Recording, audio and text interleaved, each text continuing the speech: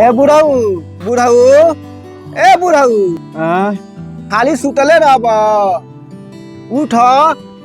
और सुबेरे से दू गो लड़का ना पाता बारसन खोज खबर बा तहार कहीं ऊंच नीचे लात धो दिया सन तो लेके झेलब एगो हम ही झेलब कि तू झेलबू हम ही जाता नहीं बाहर भीतर जाके खोजो निशन के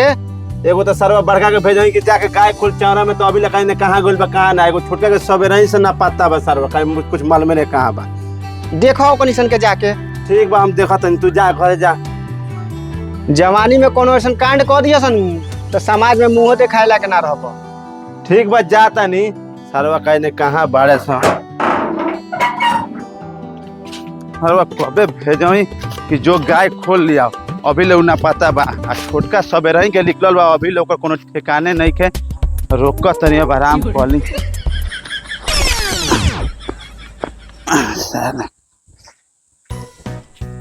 आज ओकनी सके ठीक ना क देनी तो हम ओकनी के इकलौता बाप ना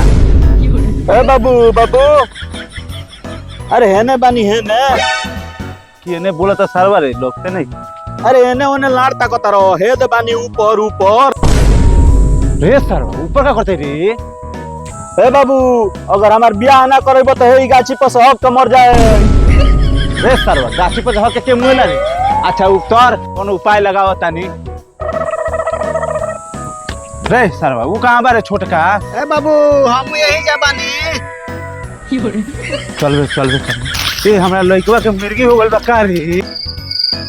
लौंड चिल्लाता रहो हमरा कुछ नहीं के भाई तो लौंड लोटाता रही जब तोरा कुछ भइले नहीं खे जब तोरा कुछ भइले नहीं खे तो काहे मिर्गी काटता रे हमरा से छोट छोट लड़का सन सब दारू गांजा भांग सब पियता सन आज तो कहीं बुढ़वा बाप हमरा के चिखैले बा जा रे सारे सन तहनी के सीधा साधा समझ के हम छाती उतार के चलत रहनी तहनी के सरवा भटियारा निकल गलत एगो सरवा छोकरी बाजी निकल गइल एगो सरवा ताड़ी बाज निकल गइल अच्छा चल कोनो बात नहीं खे उपाय करता नहीं बड़का के तब कोनो उपाय ना होई कैसे कि अब सब लगल निकल गइल चल तोर उपाय कुछ करता नहीं ए ताड़ी वाला तने एक ताड़ी देबा जी मालिक देता नहीं पैसा ला का हो चुना बाबू तू तो कहत रहल कि हमरा अपना लड़का सन पर गुमान बा हमार लड़का अनमोल रतन बाड़ा सन ये तार अनमोल रतन बा जे ताड़ी पिया वाली आइल बड़ो अरे काहे बोलत रह तू ए काहे ना बोली हो हमनी के तू कम मजाक उड़ावतला सन पियकर सियकर हो सन अरे लइका ह ले आइल बानी ओकर मन बा थोड़ा सा पिया देने ओसे का भई तो ये पी तो ठीक बा हमनी के पिया तो पियकर हो नी सन ए तो तू काहे इतना गर्मी आता रह ए तो काहे तू हमनी के बेइज्जती करत रह हो जा जोन करे कोई कर लियो जा ए का जोन कर के तोन कर लियो हमें तू धक्का देता रह हां ए बोल बात थी रे नीलकमल का चिल्ला तरिस रे का कर ले बते तू हमार लाड़ हाथ धइले बारो अरे बाबूजी का मार के पटवा देलस हैं छोड़ हाथ हमार ते हमार बाबूजी के कहां मोड़ लियो का कर रे का करेम तोर गाड़ी में बांस कर देम हां छोड़ मार करा के फाड़ मार के मुआ दे करा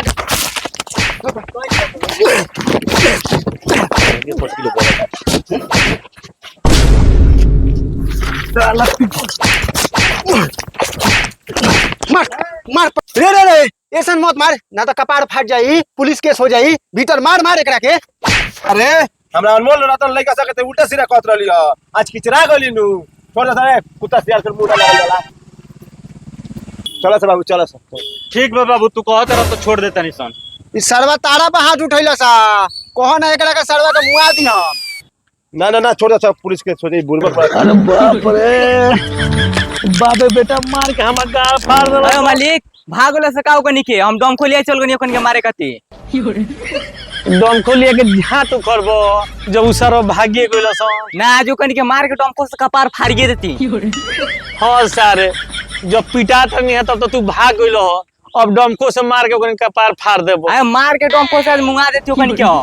हां अब तो तू मुआई देबो जब भाग गइल सन तो सारे अच्छा चुना बाबू एकर बदला तरह से लिया आई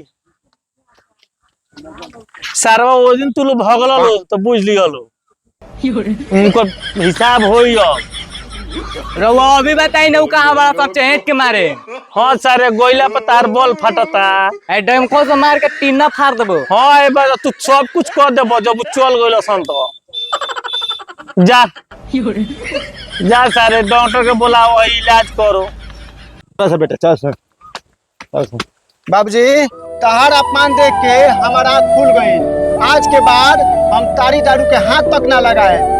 अब बाप जी हमरो आँख खुल गइल। अब तू हम जहाँ कहबो ओजा बियाह करम जब मर्जी तब बियाह करियो हमार। चलो इतना तो भइल कि हमार बेटा सर सुधर गइले सर, खुशी के बात बा। ठीक बा बाबू चला सर।